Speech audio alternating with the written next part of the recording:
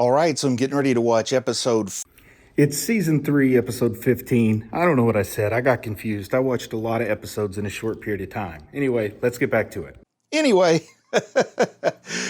we saw that the Thunder Spears appeared to be working great at taking down Reiner. Of course, the Beast Titan and his Titan minions are still encircling Shiganshina, so we still have yet to see what's going to happen there. Levi's been tasked with taking out the Beast Titan. Eren still has another portal to another breach to plug with his Titan hardening ability. So let's see what happens. Yeah, I've had just a little bit of a cold, so my voice might be a little scruffier than usual. So apologies for that. But the show must go on, right? I mean, I did it with a cracked tooth. I can do it with a little bit of a scratchy throat. Descent is the name of this episode. So hopefully that means we're finally going to descend to the basement. Can we be so lucky? Oh, so now we're having a flashback to when Eren sealed the wall at Trost with the big boulder. So let's see what new information or what new little tidbit we're going to get from this. I feel like this flashback isn't just for sentimental purposes, is it? Oh, so it's showing Reiner and Bertholt talking about it. Oh, this is giving us a new perspective. What's Reiner saying here? It doesn't matter what Eren does in this moment. And they found a clue for whatever it is they've been searching for. Oh, who is this that stumbled upon them?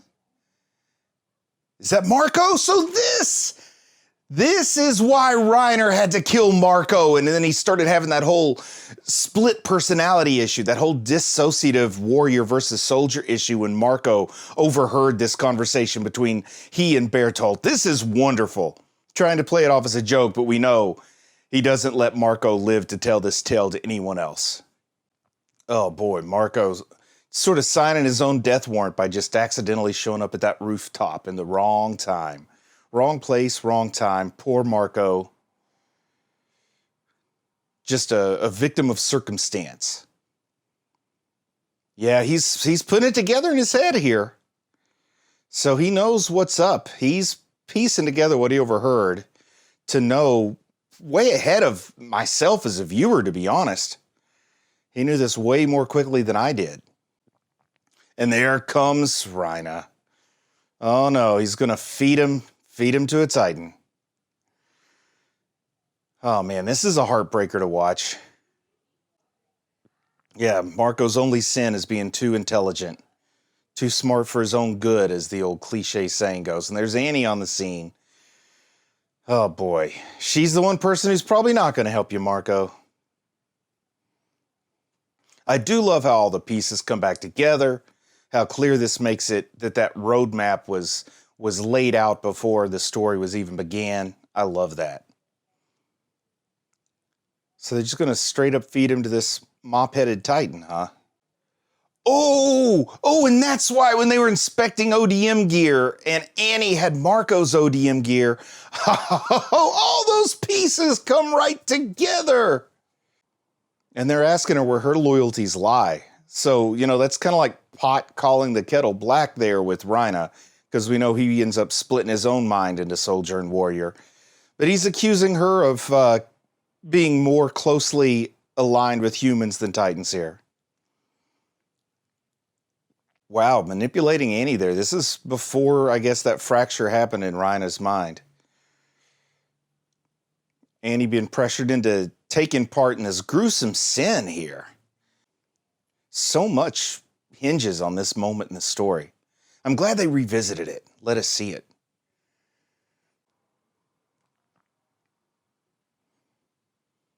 So they just left him defenseless. They didn't exactly force feed him to a Titan, but they passively fed him to a Titan. And they wanted all the Titans to gather here in Trost for some reason. And there it is.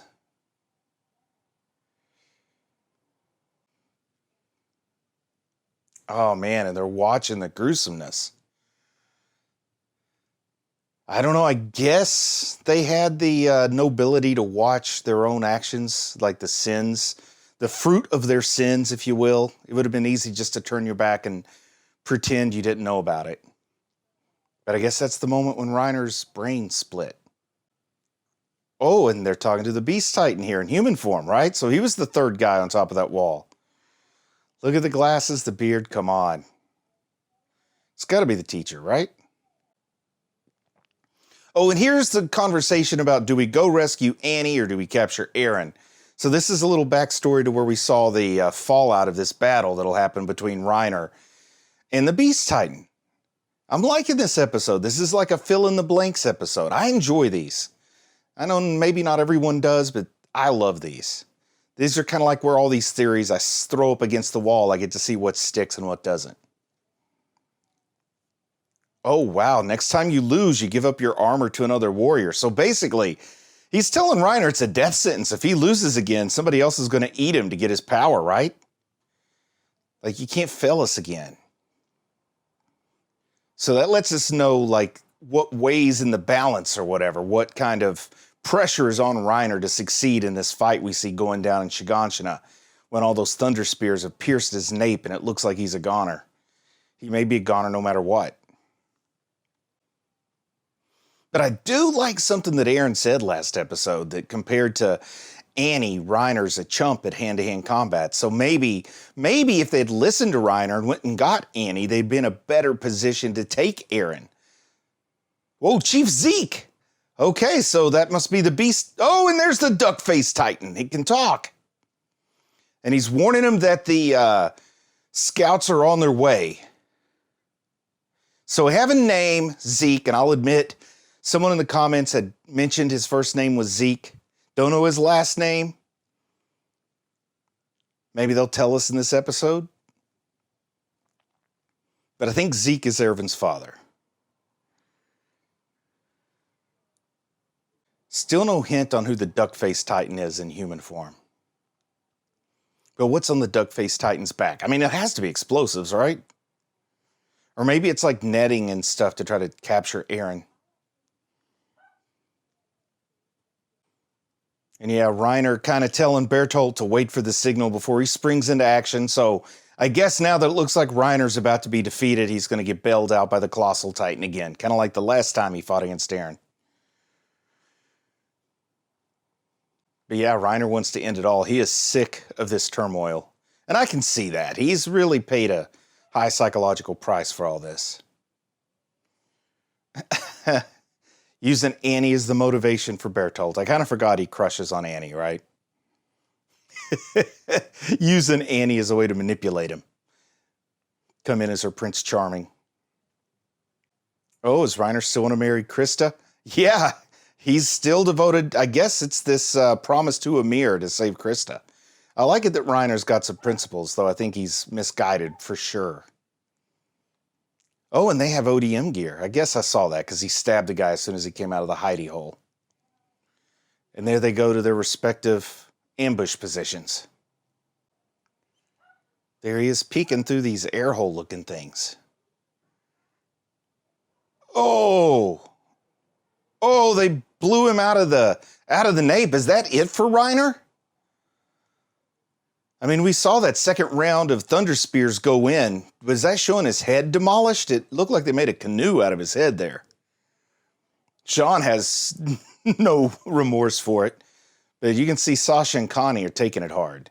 Interesting. Makes me wonder exactly what's up with those two. They seem a little bit closer to one another than they are to the rest of the scouts. But Connie's got a lot of reason to hate the Beast Titan, but who knows if there was some promise made about being able to help his mother, if Reiner survived all this, or if it's just because they were friends during the cadet training. I don't know. But it's odd how differently those two are affected than the rest. I mean, even Armin is accepting the situation Reiner forced their hand. They would have been willing to take a peaceful surrender if Reiner had offered it. But maybe Armin's going to see this challenge and try to rise to it with his intellect. Come up with a way to capture someone like Reiner in the future so death isn't the only option. Whoa! Oh no! Is he still alive? What's this scream? Is this that same shout that calls Titans to him? Is that the signal to Bertholt? It looks like, how could he still be functioning there?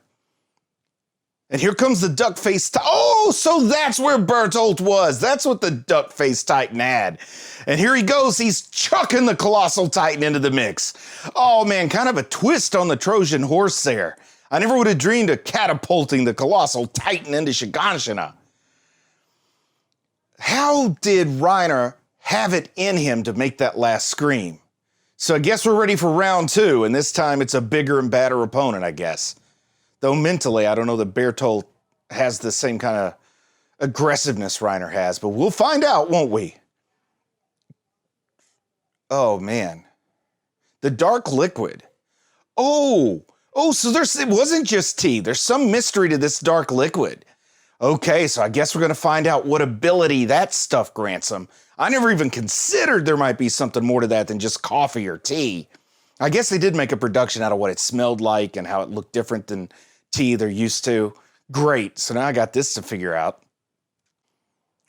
Oh, is he going to transform and go off just like a bomb in the center of town? Is that what's going to happen?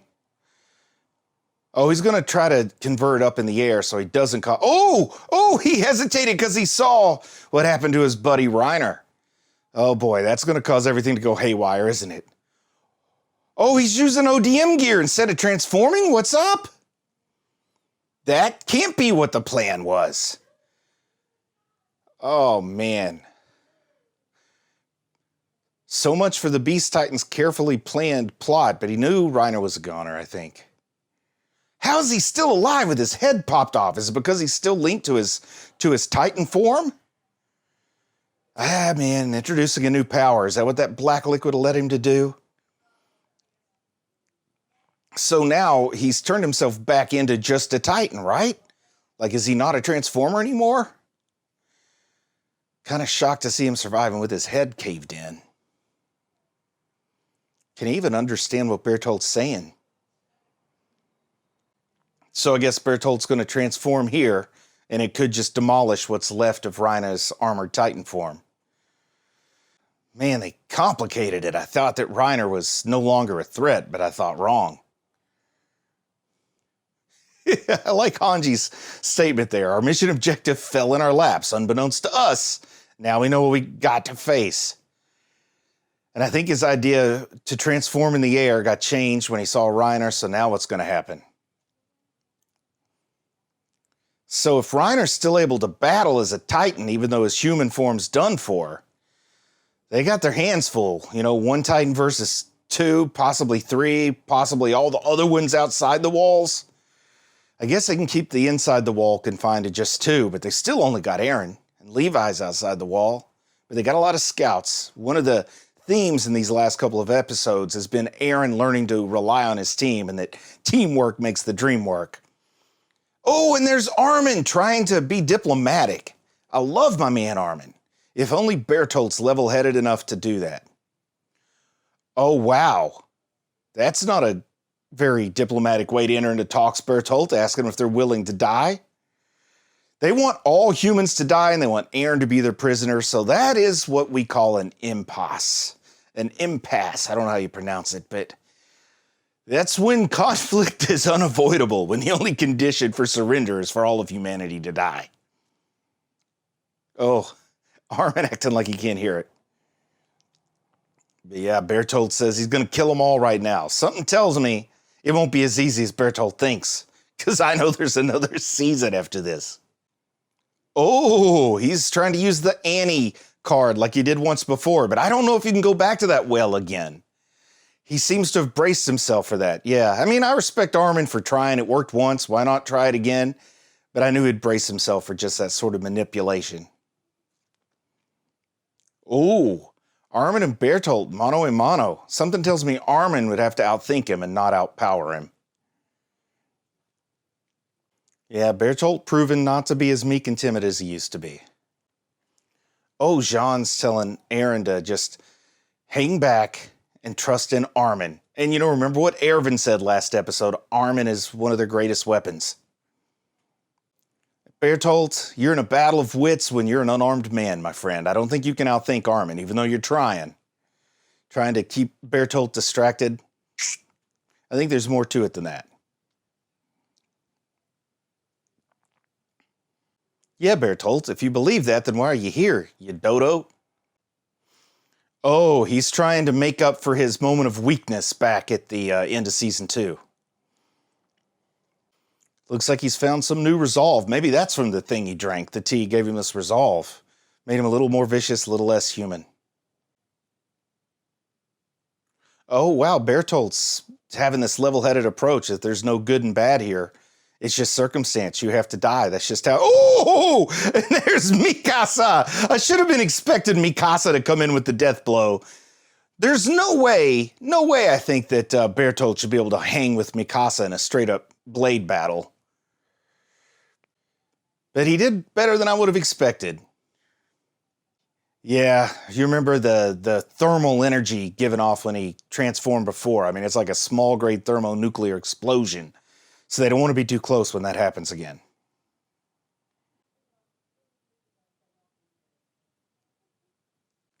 Oh, I like this idea that she's not sure that was really Bertholt.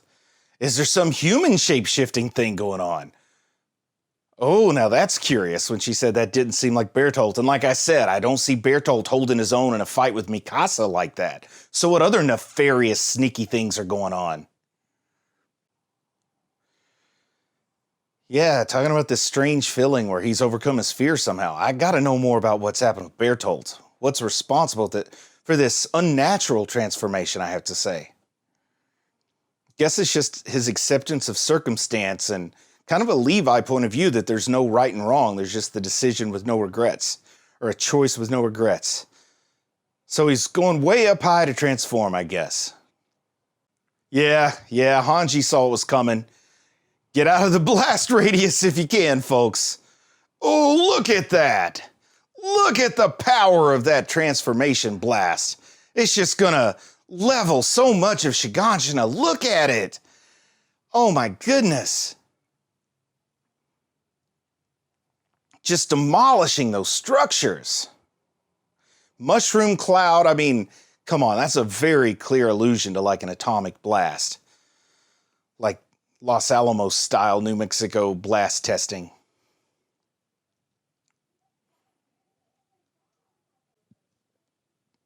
So, oh man, did Hanji survive? Oh, Bertholt, if you killed Hanji, I'm coming after you myself, buddy. I'll jump right into that monitor and make you wish you never met me.